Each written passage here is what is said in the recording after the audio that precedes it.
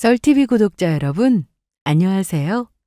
저는 30대 중후반 돌싱 여성입니다. 제가 여러분들에게 들려드릴 이야기는 이혼하기 전 시댁과 겪었던 이야기예요. 당시 도와준 은혜도 모르고 날뛰는 시모에게 제대로 한 방 먹이고 야무지게 참교육까지 한 일을 들려드리려고 합니다. 이곳 사연을 들어보니까 제 이야기도 빠지면 섭섭할 것 같더라고요. 저는 제가 만난 시댁 식구들이 나름대로 정상적인 줄 알았습니다. 이거 사연 속 사람들처럼 개념 없는 사람들이 아니라 천만다행이라고 생각했거든요. 그런데 사람 속 겪어보지 않으면 모르는 것 같아요. 정상이라고 생각했던 시모가 개념 없고 배은망덕한 사람인 줄은 누가 알았겠어요? 한때 우리 집에서 시모의 어려운 사정을 모른 척하지 않고 도와줬어요. 그런데 시모는 그 은혜도 모르고 글쎄 저를 쫓아내려고 했지 뭐예요? 그래서 제대로 참교육당하고 인생의 쓴맛을 느끼는 중입니다. 그 어미의 그 아들이라고 남편도 시모와 다르지 않아서 가차없이 버려버렸어요. 옛날이야 개념 없는 막장 시댁이라도 참고 살았지만 요즘은 그런 세상이 아니잖아요. 능력이 없는 것도 아니고 뭐하러 그런 무개념 시댁을 감당하고 사나요? 요즘 들어 이혼하기 참 잘했다는 생각이 듭니다.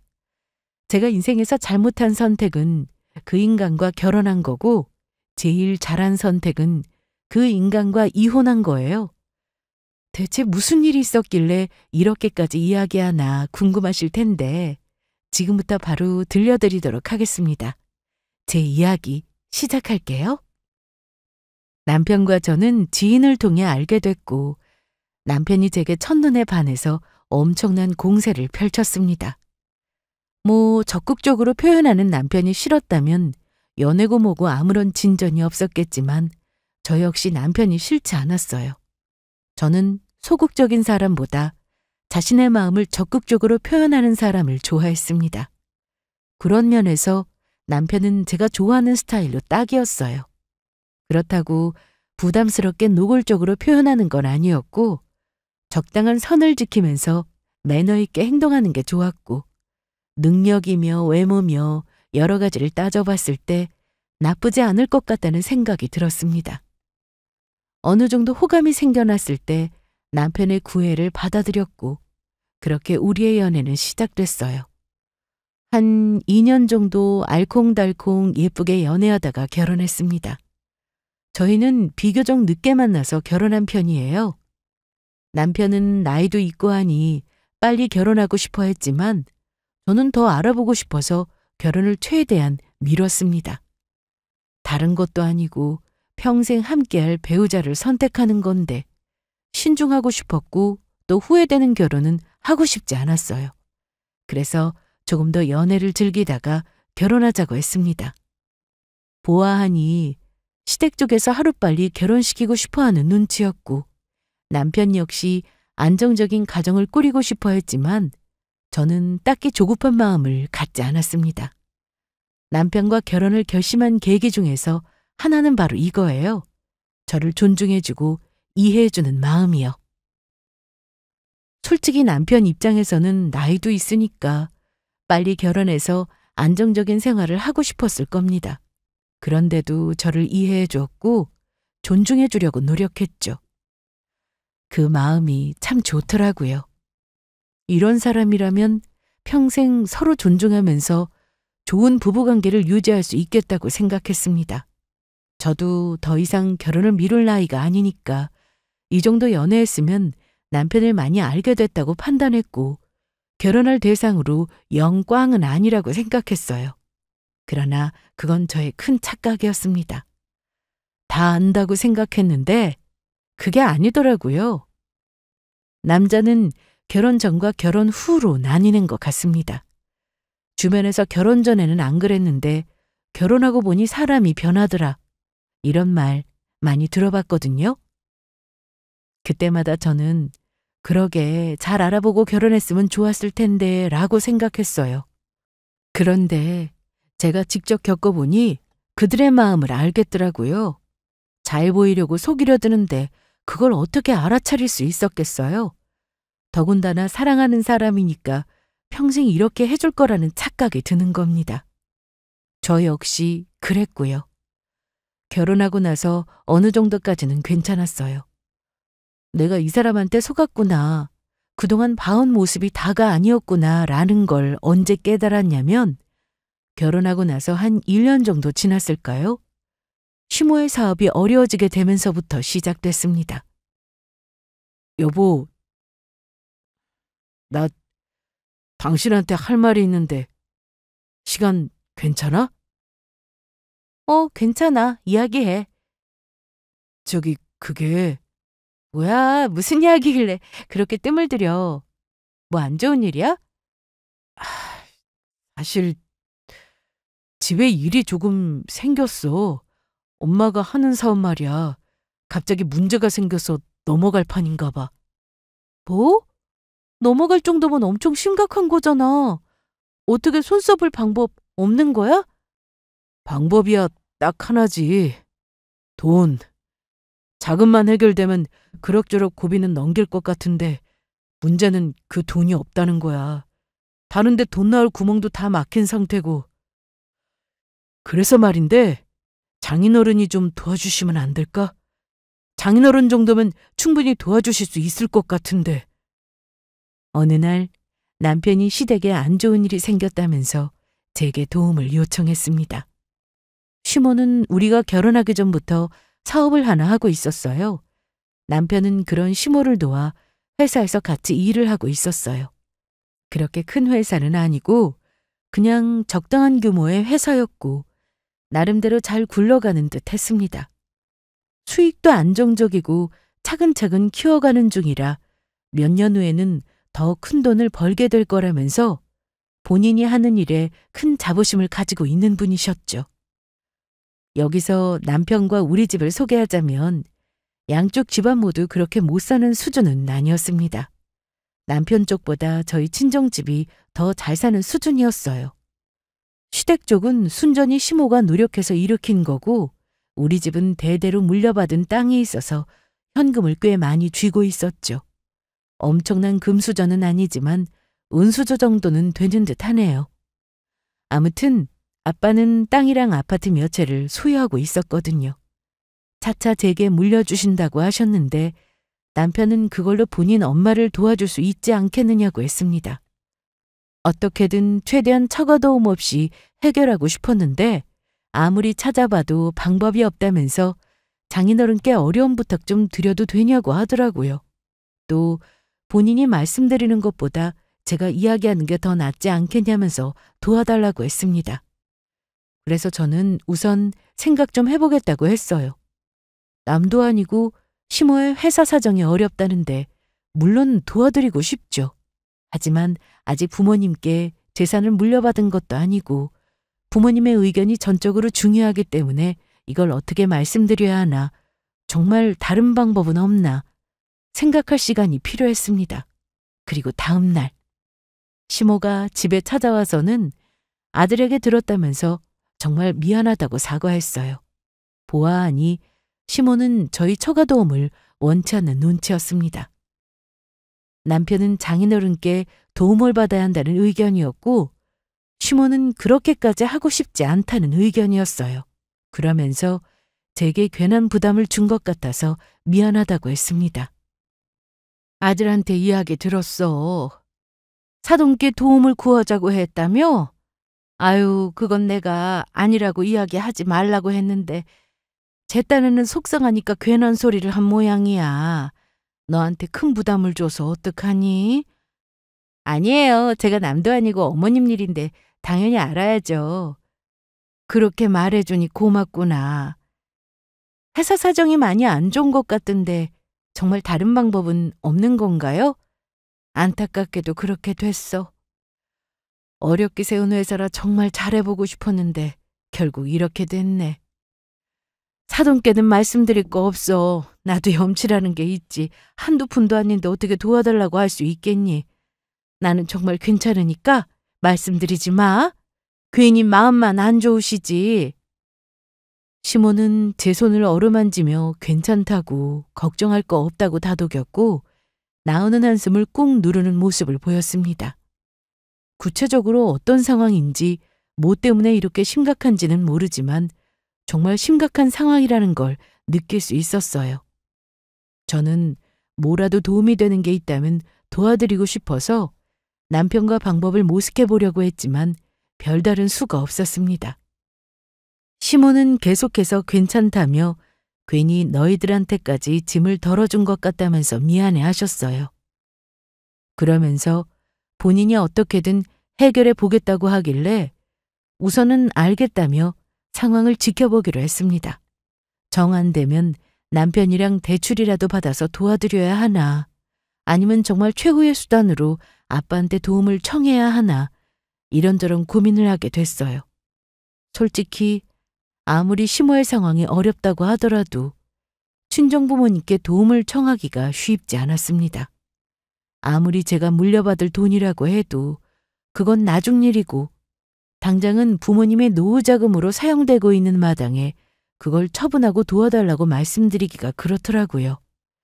제가 조금 곤란한 티를 내자 남편은 제발 한 번만 도와달라면서 부탁했고 시모는 그런 남편의 모습에 두 눈을 질끈 감더니 아니라고 사돈께 그런 큰 도움을 받을 수 없다면서 한사코 괜찮다며 거절했습니다. 행여라도 사돈께 말 꺼낼 생각도 하지 말라고 몇 번이나 강조하면서 말씀하셨어요. 그래서 이걸 어떻게 해야 하나 고민하던 중에 남편이 울면서 사정하더라고요. 제발 한 번만 도와달라고요.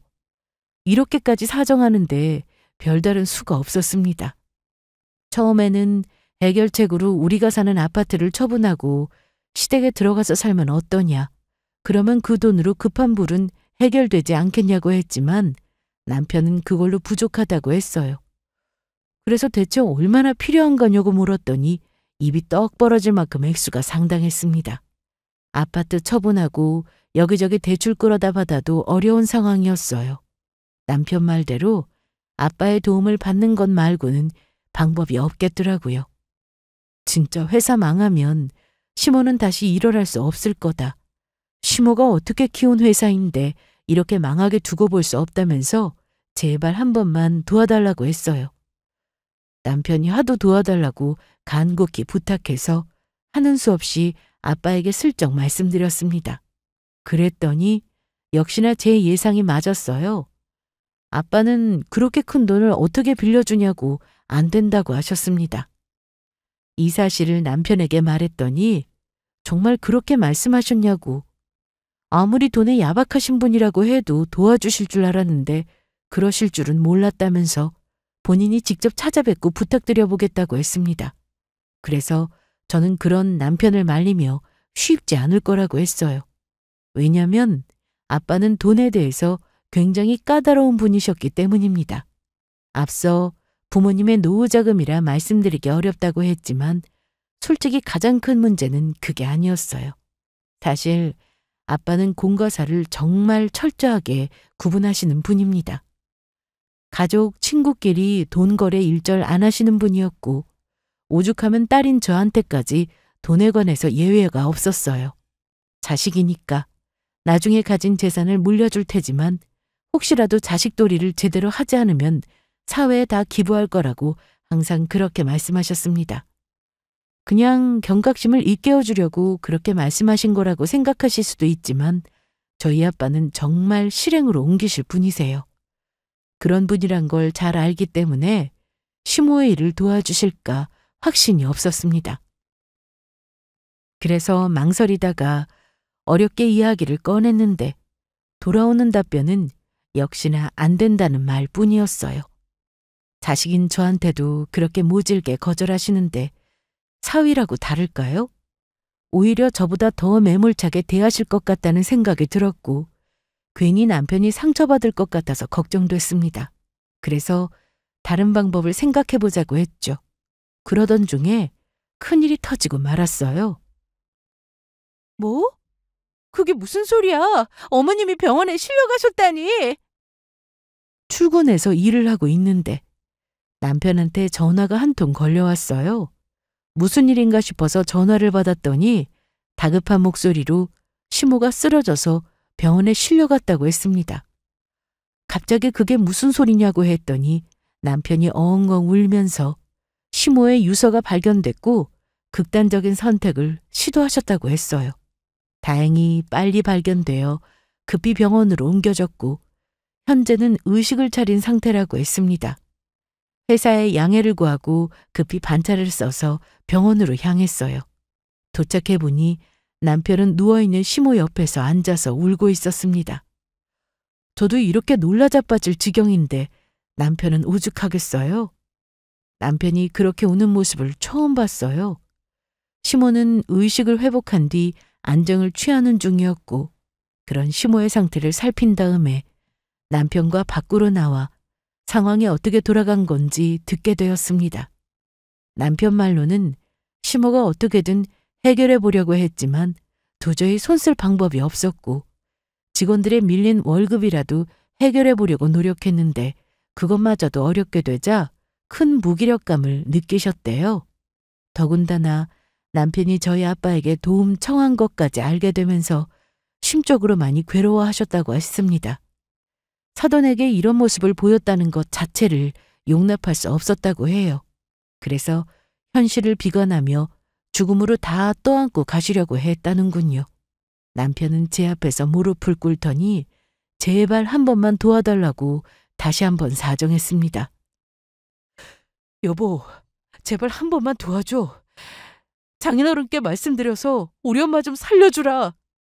당신이 말하기 그러면 내가 직접 말씀드릴게. 이러다 우리 엄마 정말 죽을지도 몰라.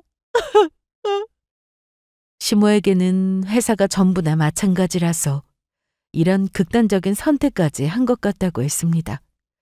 회사가 곧 시모인 셈이니 시모를 살리려면 회사가 망하지 않게 지켜야 한다고 했어요. 회사가 망하면 나중에 또 안 좋은 선택을 할지도 모른다고 했고 저도 그 말에 동의했습니다. 정말 그럴지도 모른다는 생각에 불안하더라고요. 그래서 알겠다며 다시 한번 아빠에게 잘 말씀드려보겠다고 남편을 진정시켰습니다. 그러자 남편은 이번에 같이 가서 이야기해드리자고 했어요. 마지막으로 부탁드린다는 생각으로 직접 찾아뵙고 말씀드리고 싶다고 했습니다. 그래서 저는 알겠다고 했고 그날 저녁 남편과 함께 친정으로 향했고 낮에 있었던 일을 털어놓으며 다시 한번 도와주실 것을 부탁드렸어요. 남편은 친정 부모님 앞에 무릎 꿇고 엉엉 울면서 살려달라고 빌었습니다. 장인어른, 장모님, 제발 저 좀 도와주십시오. 이러다 저희 엄마 정말 잘못되실지도 몰라요. 한 번만 살려주세요. 제가 이렇게 부탁드리겠습니다. 제발 저희 엄마 좀 살려주세요. 아빠, 저도 이렇게 부탁드려요. 한 번만 도와주실 수 없을까요? 저번에 안 된다고 하셨지만 상황이 심각해지기도 했고 도저히 어디 도움받을 곳이 없어요. 어려운 부탁인 줄 알지만 그래도 사람은 살리고 봐야죠. 엄마 아빠 노후는 어떻게든 저희가 책임질게요. 어머님 회사 안정화되면 그때 얼마라도 조금씩 갚을 수 있으니까 이 사람 믿고 도와주시면 안 될까요? 다행히 일찍 발견되어서 큰 사고 피한 거지. 남편 말처럼 나중에 또 안 좋은 선택 하실 수도 있잖아요. 그럼 그 일 못 버틸 거예요. 예, 맞습니다, 장인어른. 두 분 노후 자금 제가 책임지고 약속드리겠습니다. 도와만 주신다면 이 은혜 절대 잊지 않겠습니다. 남편과 제가 다시 한번 진심으로 부탁드리자 부모님은 잠시 생각에 잠기셨어요. 무엇보다 시모가 극단적인 시도를 했다는 소식에 많이 놀라신 듯 했습니다. 아빠는 아무 말씀 없이 잠시 생각하시더니 이내 알겠다면서 도와주시겠다고 했습니다.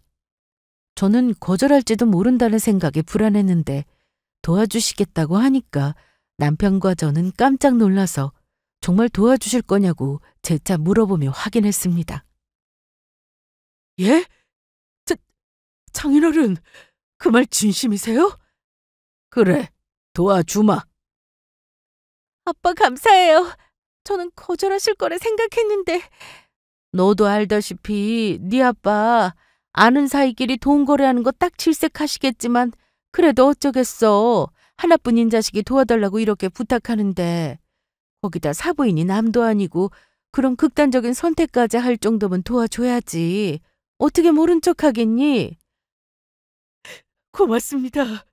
장인어른 장모님 정말 고맙습니다. 이 은혜 잊지 않겠습니다.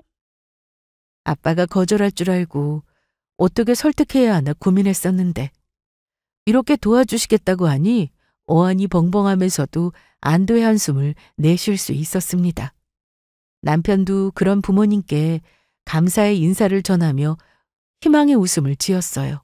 그리고 정말 감사하다면서 도와주신 은혜 절대 잊지 않을 거라고 했습니다. 본인이 무슨 수를 써서라도 도와주신 돈 잊지 않고 꼭 갚겠다고 했죠.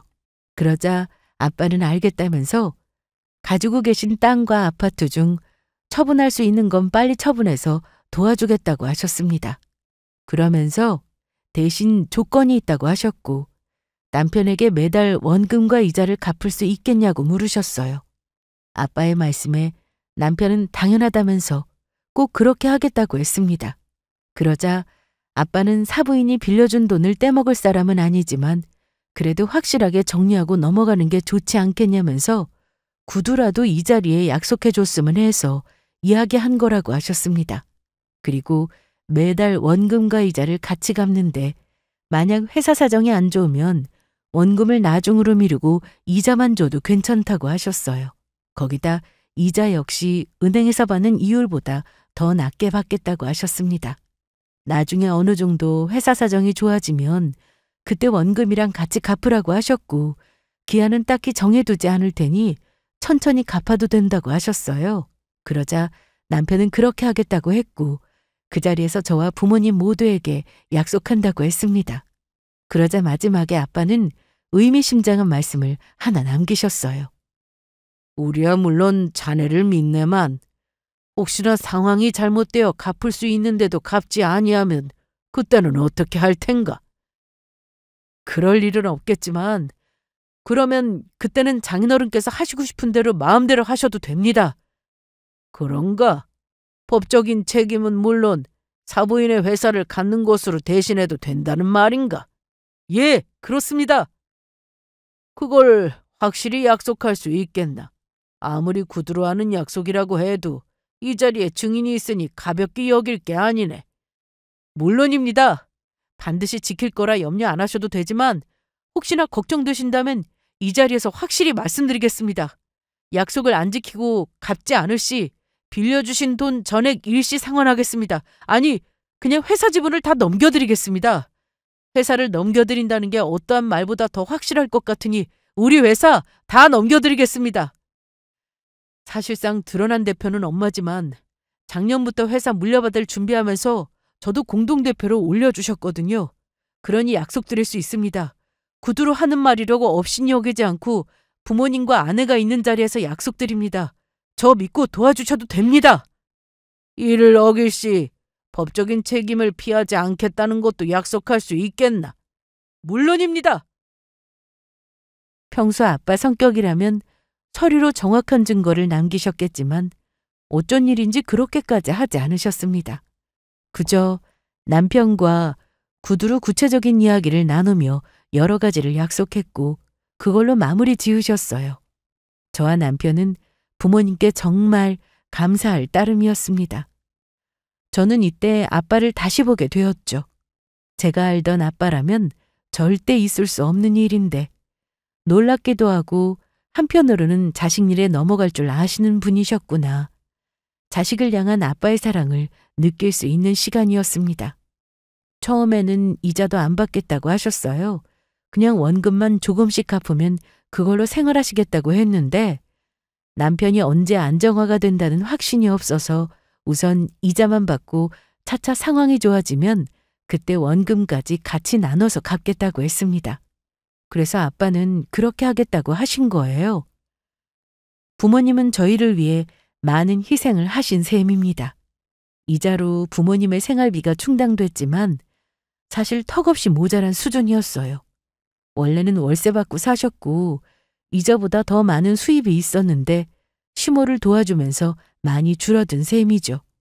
이율도 1금융권 은행만큼은 받으셔도 되는데 그보다 훨씬 더 저렴하게 받겠다고 하시니 정말 감사하더라고요.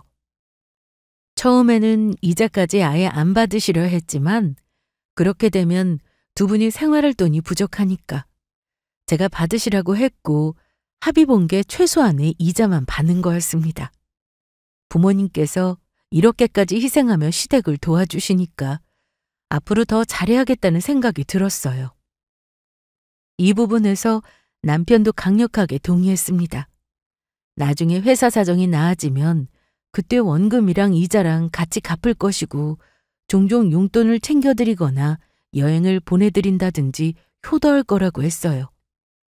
이렇게 도와주시는데 그 은혜를 모르는 건 인간도 아니라고 했죠. 그래서 저는 정말 부모님께 받은 만큼 돌려드릴 줄 알았습니다. 본인 입으로 그렇게 큰 소리 치니까 지킬 줄 알았죠. 그렇게 믿었는데 남편은 제 뒤통수를 아주 대차게 쳤어요. 믿는 도끼에 발등 제대로 찍혔습니다. 아무튼 그건 뒤에 이어서 말씀드리기로 하고 아빠는 빨리 도와주시려고 현 시세보다 저렴하게 매물을 내놓으셨고 며칠 후 사고 싶다는 사람이 나타나서 그 사람에게 땅과 아파트를 처분하셨어요. 그리고 그 돈을 남편에게 건네주셨습니다. 그렇게 우울증으로 시모가 병원에 입원해 있는 동안 남편은 시모 대신 회사를 돌봤고 아빠가 주신 돈으로 어려운 상황을 풀어나갔어요. 그렇게 몇 달이 흐르고 큰 고비를 넘긴 회사는 서서히 안정권으로 접어들기 시작했습니다. 그 사이 시모는 퇴원하고 집에서 쉬며 몸과 마음을 챙기며 휴식의 시간을 가졌어요. 기울었던 회사가 다시 일어서자 시모의 상태도 눈에 띄게 좋아졌습니다. 나중에 시모가 제게 그러더군요. 친정 부모님이 도와주신 거 다 들었다고. 제게 고맙다는 말과 함께 며느리 하나는 기가 막히게 잘 들인 것 같다면서 제게 복덩이나 다름없다고 하셨습니다. 저로 인해 회사가 다시 살아날 수 있었다면서 이 회사는 절대 잊지 않겠다고 하셨어요. 솔직히 저희 부모님의 도움이 있었다는 사실을 알게 되면 화를 내시거나 자존심에 괴로워하실 줄 알았어요. 그런데 이걸 어떻게 말씀드려야 하나 고민이 많았는데 다행히 남편이 잘 전달했고 시모 역시 예상과는 다른 반응을 보였습니다. 사돈에게 큰 도움을 받은 것에 자존심이 약간 상하기도 했지만 그래도 감사할 따름이라고 했고 큰 빚을 졌으니 앞으로 두고두고 갚아나가야겠다고 했어요. 이렇게 도와주신 건 다 하나뿐인 딸이 잘 살기를 바라서 그런 거 아니겠냐며 앞으로 제게도 더 잘하겠다고 하셨습니다. 시모는 날이 갈수록 건강이 좋아졌고 나중에 회사에 복귀하여 전처럼 대표로서 직무를 수행했습니다. 그렇게 시간이 어느 정도 흐르자 회사 사정이 많이 좋아진 것 같더라고요. 저는 이걸 남편과 시모에게 들은 게 아닌 느낌으로 알아차렸습니다. 그게 뭐냐면 어느 날 시모의 차가 고급 외제차로 바뀌어 있더라고요. 시모는 회사차를 끌고 다녔는데 원래 타고 다니는 차도 꽤 좋은 국산차였어요. 그런데 어느 날 보니까 엄청 비싼 외제차를 끌고 다니더군요. 거기다 남편 차까지 세트로 싹 바뀌어 있었습니다. 남편과 시모의 얼굴에 여유가 물씬 풍겨 나오고 하고 다니는 행색이 전과 확연히 달라져 있었어요. 그래서 알 수 있었습니다. 회사 사정이 많이 좋아졌다는 것을요. 그동안 아빠에게 이자만 드리고 있었는데 회사 사정이 좋아진 거면 원금도 나눠서 갚을 수 있지 않나 싶었습니다. 그래서 남편에게 회사 사정이 많이 좋아진 거냐, 그러면 아빠에게 원금도 얼마씩 나눠서 갚는 게 어떠냐고 물었어요. 그랬더니 남편이 그게 무슨 소리냐면서 회사 사정이 아직 그 정도로 좋아진 게 아니라고 하더군요. 아니면 아닌 거지 수상하게 정색하면서 아니라고 딱 잡아댔습니다. 아니, 차도 바꾸고 씀씀이도 커진 게 분명 회사 사정이 나아진 것 같은데 아니라고 하니까 뭔가 이상하더라고요. 그래서 시모랑 남편 차 바뀌었던데 그게 뭐냐. 거기다 돈 쓰는 씀씀이도 커진 게 분명 사정이 좋아진 것 같은데 왜 아니라고 하냐고 했죠. 그랬더니 그건 다 이유가 있어서 그런 거지 절대 회사 사정이 좋아져서 그런 게 아니라고 했습니다. 저더러 잘못된 오해를 하는 거라고 하더라고요. 거래처 상대하고 일하려면 대표로서 또는 회사의 높은 자리에 앉아 있는 사람으로서 그만큼 위신을 세운 것뿐이라고 했습니다. 또 차에 문제가 생기기도 했고 마침 바꿔야 할 때가 돼서 이왕 바꾸는 김에 오래 쓰려고 더 좋은 차를 바꾼 거라고 하더라고요. 그 말을 듣고 어이가 없어서 헛웃음이 나왔습니다. 지금 나를 바보로 생각하는 건가? 말도 안 되는 소리로 어물쩍 넘어가려고 했고 저를 속이려고 하는 게 어이가 없어서 지금 뭐 하는 거냐? 내가 바보인 줄 아냐고 따졌더니 진짜라고 계속 잡아떼기 시작했습니다. 급기야는 바쁘다면서 저를 상대하려 하지 않더라고요. 그래서 시모한테 남편과 나눈 이야기를 전하면서 회사 사정이 좋아진 것 같은데 남편이 계속 아니라고 한다고 이제 이자랑 원금을 같이 갚아야 하지 않겠느냐고 했더니 시모 역시 남편과 같은 반응을 보였어요. 네가 보기에는 회사 사정이 나아진 것 같니? 아유, 나도 제발 그랬으면 좋겠는데 아직 그렇게까지 좋아진 건 아니야. 큰 고비 넘기고 겨우 숨 고르는 정도랄까? 사실 지금도 빠듯하지만 그래도 사돈께 도움받은 게 고마워서 이자만 겨우 주고 드리고 있는 거야. 그러니까 조금만 기다려.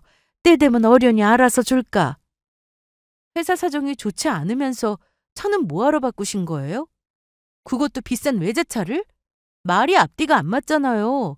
그 일도 그렇고 어떻게 어머님까지 말도 안 되는 말로 저를 속이려 하세요? 아니 얘가 자꾸 뭐라는 거야? 우리가 뭐하러 널 속이니?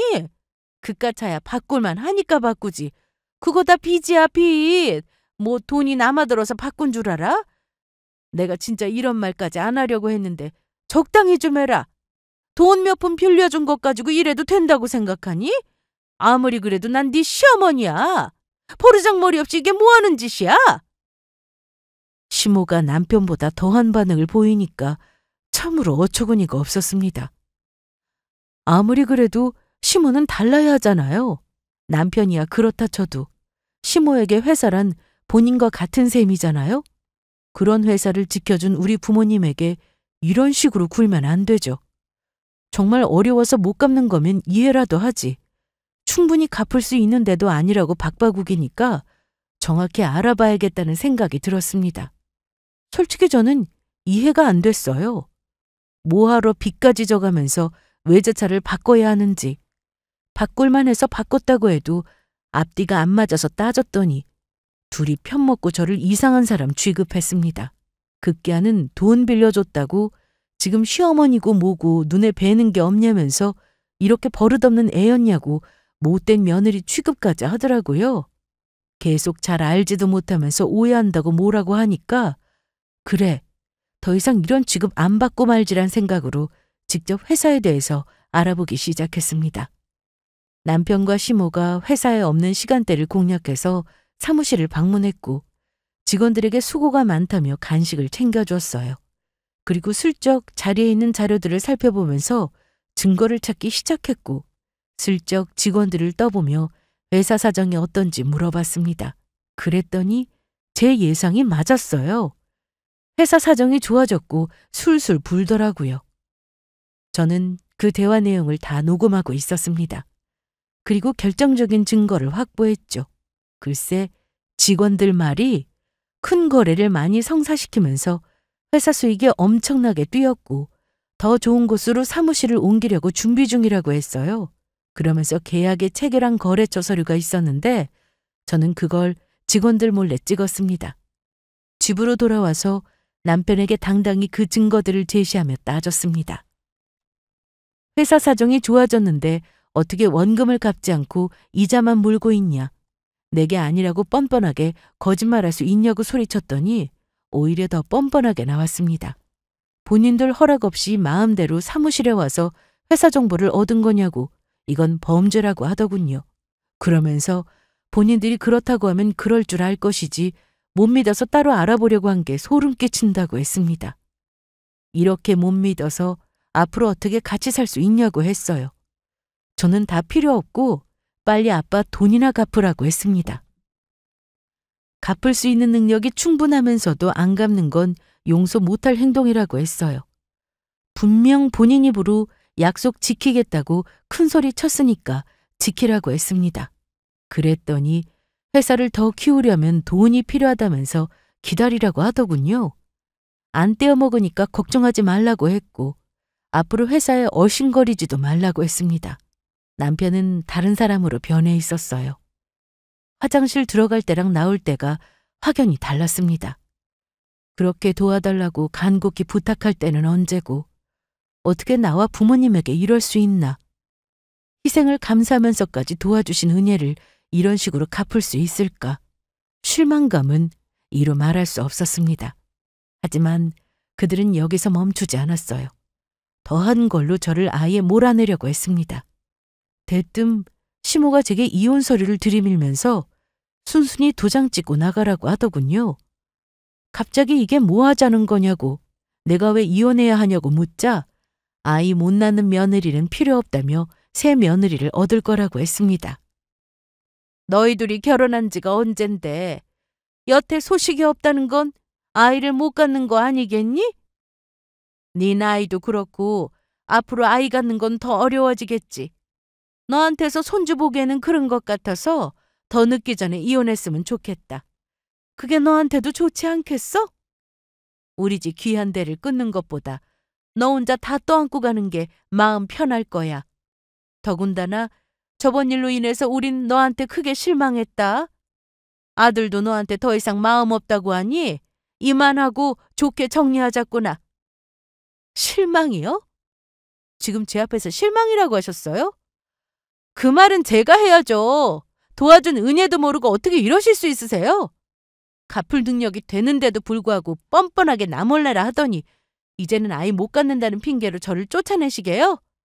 이러다 정말 천벌받아요. 지금 그 자리에 있게 해준 게 누구 덕인데요? 이게 진짜 끝까지. 너 그깟 유세 좀 그만 떨어. 돈 좀 빌려줬다고 뭐라도 되는 줄 아나? 나 이 자리까지 내 힘으로 왔어. 네 아빠 돈이 아니라 내 능력으로 여기까지 온 거라고. 다 내가 노력해서 일궈낸 건데 왜 네 부모한테 고마워해야 하니? 그깟 돈 없어도 충분히 이겨낼 수 있었어. 도와준 은혜도 모르고 시모는 계속해서 본인 힘으로 이겨낸 거라며 말도 안 되는 소리를 늘어놓았습니다. 이렇게까지 염치가 없는 사람인 줄은 몰랐어요. 고마움도 모르고 최소한의 미안함도 모르는 인간들이었죠. 참 간사하지 않나요? 돈 갖기 싫어서 생각해낸 방법이 저를 이 집에서 쫓아내는 거였습니다. 남편과 결혼하고 나서 임신하기 위해 노력했지만 이상하게 아이가 생기지 않았어요. 주변에서는 우리 둘의 나이가 적지 않으니까 자연 임신이 힘든 거 아니냐는 말들이 나왔습니다. 그래서 불안한 마음에 병원에 가서 검사까지 다 해봤는데 별다른 이상은 없었어요. 그런데 시모는 전적으로 저한테 문제가 있어서 아이가 안 생기는 거라며 이혼의 책임을 제게 떠넘겼습니다. 이제 회사도 안정적으로 흘러가고 있고 더 이상 큰일 치를 것 없다면서 새 며느리만 잘 얻으면 된다고 했어요. 어떻게 내 앞에서 그런 소리를 입에 올릴 수 있을까 치가 떨렸습니다. 어떻게든 이혼의 책임을 제게 떠넘기려는 게 보였고 우리 아빠 돈을 조금도 안 갚으려고 수작 부리는 게 정 떨어졌어요. 그래서 저 역시 이 집안을 버리기로 마음 먹었습니다. 고마운 줄도 모르고 베풀어준 은혜를 이런 식으로 갚는 집안이라면 굳이 같이 살 이유가 없었어요. 그래서 나도 정 떨어지고 이렇게 개념 없는 인간들과 얼굴 보고 살기 싫다면서 이혼할 거라고 했습니다. 그러면서 이혼할 때 하더라도 내가 받아야 할 몫은 하나도 빠짐없이 다 챙길 거라고 했어요. 우선 우리 부모님께서 빌려준 돈도 돌려받을 거고 이혼의 책임을 물어 위자료까지 챙겨받을 거라고 했습니다. 그러자 그냥 사돈지간에 어려워서 도와준 것뿐이지 그게 어떻게 빌려준 거냐면서 굳이 갚을 이유가 없다는 식으로 나왔어요. 자신이 먼저 빌려달라고 사정한 것도 아니고 충분히 이겨낼 수 있었는데 괜히 도와주겠다고 준 거 아니냐. 그걸 왜 갚아야 하냐고 하길래 남편이 우리 부모님 앞에 무릎 꿇고 빌려달라고 사정해서 받은 거라고 하자. 그건 그냥 도와달라고 한 거지 빌려달라고 한 게 아니다. 막말로 빌려주면서 서류를 작성한 것도 아닌데 갚을 이유가 어디 있냐고 뻔뻔하게 나오더라고요. 본인들은 그저 도움을 받은 것뿐이지 빌린 적이 없다고 딱 잡아댔습니다. 그래서 그럼 그동안 왜 이자를 챙겨드렸냐고 하니까 그건 도와준 게 고마워서 그냥 챙겨준 것뿐이라고 했어요. 그래서 좋다고 어디 한번 법대로 해보자고 했습니다. 나는 분명 남편이 내 앞에서 아빠한테 약속한 걸 들었기 때문에 절대로 인정할 수 없다고 했어요. 법적으로 가만두지 않을 거라고 했더니 시모는 가소롭다는 표정을 지으며 얼마든지 덤벼오라고 했습니다. 자신만만한 표정을 지으니 화가 나서 미쳐버릴 것만 같았어요. 시모와 남편이 괘씸해서 법적으로 응징해주고 싶었지만 솔직히 자신 없었습니다. 남편이 부모님께 한 말을 내게로 똑똑히 들었다 해도 그렇다는 증거가 없으니 억지 부리는 거라고 우겨대면 반박할 자신이 없었습니다. 제가 증거를 입증해야 되는 상황이라 이걸 어쩌면 좋을지 막막하더라고요. 남편과 이혼할 결심으로 짐을 챙겨서 친정집으로 들어왔고 부모님의 얼굴을 보는 순간 참았던 눈물이 터져나왔습니다. 두 분을 보니 너무 죄송해서 차마 얼굴을 둘 수 없었어요. 저를 믿고 그 큰 돈을 턱 내어주신 건데 이런 소식을 전해드리게 되어 너무 죄송스러웠습니다. 부모님은 왜 우냐고 걱정스러워 하셨고 저는 시모와 남편 사이에 있었던 일을 털어놓으며 너무 죄송하다고 사과드렸어요. 제 이야기를 들은 부모님은 큰 충격을 받으셨고 남편과 시모에게 크게 실망하셨습니다. 그리고 아빠는 배은망덕한 것들이라며 크게 분노하셨어요. 그들이 예뻐서 도와준 것도 아니고 그저 우리 딸 잘 살라고 도와준 건데 그 은혜를 이런 식으로 갚냐면서 본때를 보여주겠다고 했고 당장 그놈이랑 헤어지라고 하셨습니다. 그러면서 방에 들어가 무언가를 찾으시더니 제게 볼펜 한 자루를 주셨어요. 전쟁터 가는데 총알 없이 가면 안 되지. 이걸로 그것들 코를 납작하게 만들어줄 수 있을 거다. 이게 뭐예요? 녹음기다. 그날 그놈이랑 나눈 대화가 다 녹음되어 있어. 혹시 몰라서 변호사 통해 법적 자문까지 구해놓은 상태다. 아무리 구두로한 약속이라고 해도 무시할 게 못 돼. 대화를 녹음한 증거물이 있으니 법적으로 충분한 효력을 발휘할 거다. 아빠는 제게 볼펜처럼 생긴 녹음기를 건네주었습니다. 재생 버튼을 눌러보니 정말 그날 남편과 나눴던 대화가 고스란히 녹음되어 있더라고요. 아빠는 믿고 빌려준 거고 설마 배신할까 싶어서 빌려준 걸 서류로 남기지 않았지만 사람 일은 한 치 앞을 알 수 없는 거고 혹시 나중에 일이 잘못되면 사용해야겠다는 생각에 녹음을 해둔 거라고 하셨습니다. 아빠의 이야기를 듣고 머리를 탁 하고 스치는 게 있었어요. 그날 아빠는 몇 번이고 이 약속을 지킬 수 있냐, 만약 어길 시 어떻게 할 거냐고 물어보셨습니다. 아무리 구두로 한 약속이라고 해도 법적 효력이 있다는 것을 이야기하면서 남편 입으로 술술 말하게끔 하셨어요. 그게 다 오늘날의 일을 생각하고 준비한 거였구나. 입이 떡 벌어지면서 연륜은 무시 못하는구나. 정말 존경스러웠습니다. 이렇게 뒤통수 맞을까봐 아는 사람하고는 절대 돈거래 안 한다고 하신 거였어요. 만일의 사태를 대비하고자 철저하게 준비하신 게 너무도 대단하게 여겨졌습니다. 저는 녹음기를 가지고 변호사를 찾아가 제가 겪은 상황을 설명하면서 어떻게 하면 좋을지 조언을 구했습니다. 그리고 아빠가 잘 녹음해 주신 덕분에 법적으로 처벌할 수 있게 됐어요. 변호사 말이 쓰인 계약서가 없어도 구두계약은 법적인 효력을 발휘할 수 있다고 했고 계약 체결의 유무를 판단할 때 계약의 존재를 입증할 증거가 필요하다고 했고 녹음한 녹취록과 증인 및 목격자의 진술이 필요하다고 했습니다. 녹음기로 녹취록을 확보했고 제가 옆에서 들은 증인 겸 목격자이기 때문에 충분히 이길 수 있는 싸움이라고 했어요. 그 말을 듣자마자 저는 더 이상 망설일 것도 없이 남편과 시모에게 처절하게 응징하고자 준비에 들어갔습니다. 녹취록을 들어보니 남편은 약속을 이행하지 않을 시 빌려준 금액을 일시 상환하거나 대신 회사의 지분을 드리겠다고 했어요. 그 증거를 토대로 시모의 회사를 빼앗아오기로 마음먹었습니다. 빌려준 돈을 다 돌려받는 것도 방법이지만 제일 처절한 복수는 시모가 인생의 전부라고 생각하는 그 소중한 회사를 빼앗는 거였어요. 그렇다면 엄청난 복수가 될 것 같았습니다.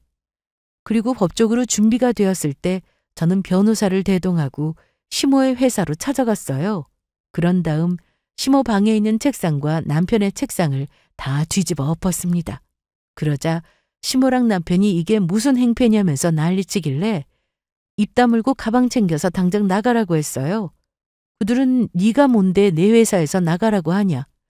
이혼하자니까 충격받아서 정신줄을 놓은 거냐며 당장 경찰 부르기 전에 나가라고 떠밀었습니다. 그래도 예정이 있어서 봐주는 거라고 당장 안 나가면 진짜 경찰 부르겠다고 협박하길래 얼마든지 부르라고 했습니다. 부를 테면 불러요. 그래봤자 쫓겨나는 건 당신들일 테니까. 뭐? 이게 미쳤나? 우리가 왜 쫓겨나? 이게 뭐 네 회사라도 돼? 네, 모르셨어요? 이 회사 우리 아빠 거예요. 뭐라고? 이거 진짜 웃기는 물건이네. 충격 세게 받아서 정말 머리가 어떻게 된 거니? 이 회사 내 거야. 멀쩡한 내 회사를 누구 거라고 헛소리를 해야 되는 거야? 헛소리 아니고 사실을 말한 것뿐이에요. 당신이 말해봐. 그날 우리 아빠한테 도와달라고 할 때 구두로 약속했잖아. 제대로 갚지 않으면 전액 일시 상환한다고 했다가 나중에는 아예 이 회사 넘겨준다고 했잖아. 기억 안 나? 난 또 뭐라고. 야, 그건 그냥 분위기 맞춰서 한 말이지 진짜 지킬 생각은 없었는데? 솔직히 남도 아니고 좀 도와줄 수 있는 거 아니냐? 그걸 뭐 굳이 받겠다고 좀스럽게. 그래도 계약은 계약이야. 그때 아빠가 분명히 말씀하셨잖아. 아무리 구두 계약이라도 법적인 효력이 있다고. 그건 증거가 있을 때나 하는 말이고 막말로 증거 있어? 증거도 없는 구두 계약을 어떻게 입증하게. 내가 아니라고 우기면 게임 끝이야. 그래? 이걸 어쩌나. 그 증거 내 손에 있는데. 저는 주머니에서 녹음기를 꺼내 재생 버튼을 눌렀고 시모와 남편 그리고 직원들이 있는 상황에서 그날 녹음된 이야기를 다시 들었습니다. 그러자 남편은 당황스런 표정을 지었고 오만한 표정은 온데간데 없이 사라졌어요. 시모는 남편과 저를 번갈아가며 상황이 어떻게 흘러가는 건가 눈치를 살폈고요. 잘 들었지? 네 입으로 한 말. 알아보니까 녹취록에 현장에 있었던 목격자나 증인이 있으면 이거 빼도 박도 못한다고 하더라. 그러니까 이 회사 지금부터 우리 아빠 거야. 그러니까 빨리 짐 챙겨서 나가. 경찰 불러서 험한 꼴 보기 싫으면. 자세한 건 여기 계신 변호사님이 잘 설명해 주실 거야. 뭐? 아니 이게 무슨 소리야. 그러니까 그깟 말로 한 약속을 지켜야 한다 이거야? 세상에 그런 법이 어디 있어? 안 돼. 이 회사는 절대 안 돼. 내가 어떻게 키운 회사인데 감히 어디다 눈독을 들여. 나가! 당장 안 나가? 시모는 인정할 수 없다면서 반 미친 사람처럼 포악스럽게 난동을 피워댔고 변호사는 그런 시모에게 그래봤자 소용없다면서 법적 효력 발생했으니 괜한 짓 하지 말라고 했습니다. 안 그러면 법적으로 더 곤란해질 거라고 했어요. 남편은 증거가 없을 줄 알았는데 제가 녹취록을 들려주니 큰 충격을 받은 듯 했습니다. 설마 우리 아빠가 몰래 녹음했을 거라고는 생각 못한 것 같았어요. 그래서 안 갚아도 된다고 오만하게 굴었던 거였겠죠. 아무튼 그날 이후 시모의 회사는 아빠 것으로 전환되었고 시모와 남편은 이를 인정할 수 없다면서 소송까지 불사했지만 명백한 증거 앞에서 무릎을 꿇을 수밖에 없었습니다. 나중에는 다 인정하고 잘못했다면서 저와 부모님 앞에 싹싹 빌기까지 했어요. 새 며느리 얻을 거라고 임신 안 되는 며느리 필요 없다면서 이혼하자고 할 때는 언제고 죽어도 이혼만은 못 해준다면서 악자까지 제게 기생하려고 하길래 그것도 소송으로 끝내버렸어요. 그날 이후 저는 부모님의 뜻을 이어받아 시모의 회사를 운영하기 위한 준비에 돌입했습니다. 직접 경영하기에는 부족하다는 생각이 들어서 전문 경영인을 모셨고 그 밑에서 일을 배우며 더 성장한 다음에 제가 맡아서 운영할 생각이에요. 구두 계약이라고 무시한 남편과 시모는 한순간에 쪽박차고 궁핍한 삶을 살고 있습니다. 제대로 망한 그들의 꼴을 보니 속이 다 후련하면서 통쾌했습니다. 이건 다 아빠 덕이에요. 아빠의 현명함이 아니었다면 일어날 수 없는 일이었겠죠? 저는 부모님께 늘 감사한 마음을 가지며 앞으로 더 나은 사람이 되기 위해 노력할 겁니다. 그런 저를 많이 응원해 주세요. 그럼 지금까지 저의 긴 사연을 들어주셔서 감사합니다.